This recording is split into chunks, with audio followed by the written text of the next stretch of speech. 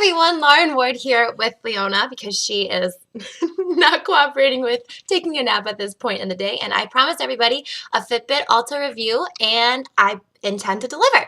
So I saw the Fitbit Alta. It was released in March and I saw it in early February when I got the announcement that it was about to be released. I loved it. I planned on ordering it and my husband surprised me with it for Valentine's Day, which was fantastic.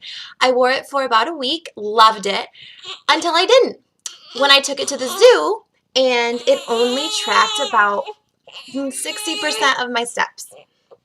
Sorry, little lady.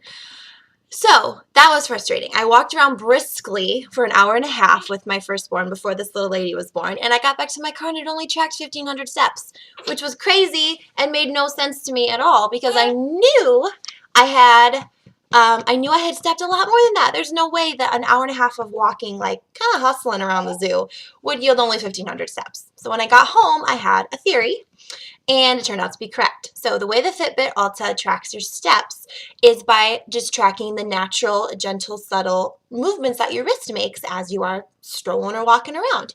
So when you're pushing a stroller, your hand isn't doing that motion. So I got home, got my stroller back out, put my firstborn in there, put Rosie in there, and I walked a set of 100 steps 3 times. The first time, it only tracked 60. The second time, it only tracked 64. And the third time, it only tracked 62. So it was literally missing about 40% of my steps, which was pointless and defeats the entire purpose of having a fitness tracker and step tracker if it's not even going to be accurate.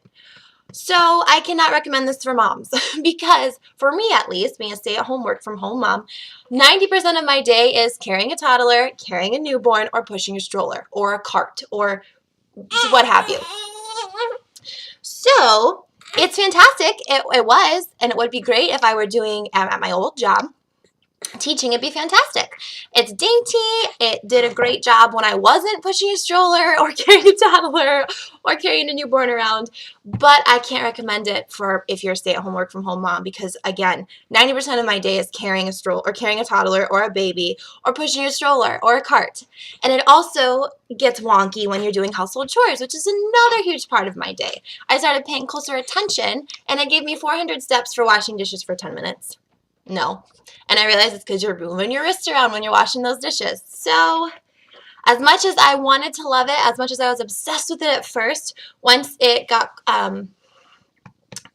was used more during the day and I actually got to see more of how accurate it was or how inaccurate it was in this case, I can't recommend it and I am returning it. So Alta, sorry, I'm going back to my Zip even though it only tracks steps because at least I know that one is accurate.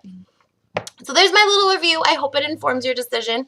I seriously am so sad that I had to return it. That pink leather band was so cute. It blended in so well with the rest of my jewelry. Did not look like a fitness tracker, which was exactly what I was after because all the other ones I'd seen were either too clunky or just, I don't know, I'm very picky about what I wear for jewelry, and I like really simple, dainty stuff, and the Alta was perfect until it wasn't.